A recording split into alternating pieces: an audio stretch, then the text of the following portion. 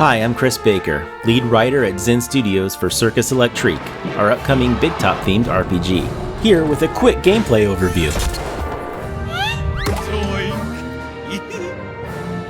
Circus Electrique takes place in an alternate Victorian steampunk London, where a mysterious event known as the Maddening has turned a huge portion of the population from all walks of life into ruthless killers.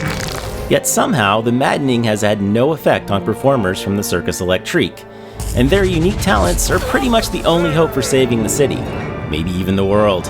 I don't like you! Using those unique talents effectively, plus deciding which performers to send out to execute them, is your key to success in the game.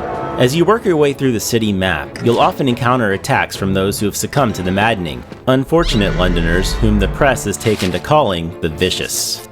The Vicious tend to travel in fours, as does your party. But who should your four selected performers be? By the end of the game, you'll have 15 classes to choose from, each with their own specific methods of fighting, defending, and watching out for their friends. Some much more ideal for certain of those tasks than others. Here we have a strong combination of performers you may set forth with early on. A strongman who, as they'd say in 1899, offers a mighty kerwallop. A clown who specializes in the healing power of laughter.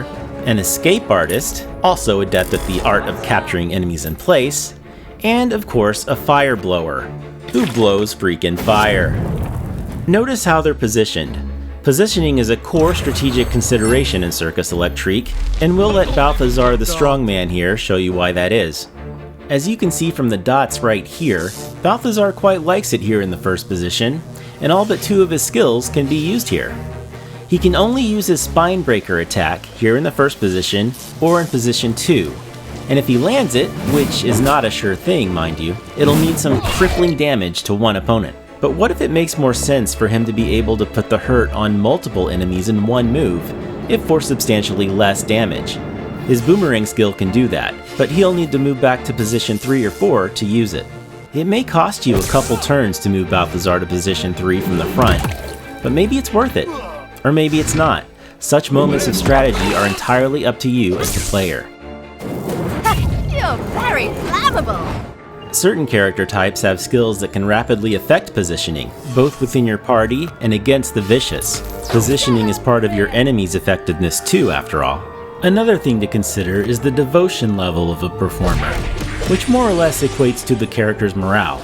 If they're feeling devoted, their attacks will land more often and strike harder. Nice and heavy! See that electrical effect? It intensifies the more devoted your character is. If they're grumpy though, you'll need to cheer them up through other actions, such as using specific devotion-related skills or devotion-enhancing items, like that brand new tasty beverage known as cola.